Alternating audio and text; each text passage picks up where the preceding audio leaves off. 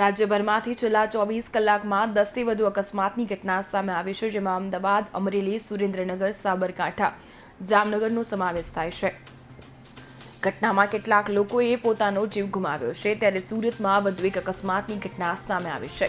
અકસ્માતની ઘટના સામે આવી છે, જેમાં ઉધના નવજીવન સર્કલ પાસે આ અકસ્માતની ઘટના ઘટી છે. ઘટનામાં ટ્રકે નવજીવન સર્કલ પાસે એક વ્યક્તિને અડફેટે લીધો હતો, જેમાં વ્યક્તિનું ઘટના સ્થળે મોત નીપજ્યું છે.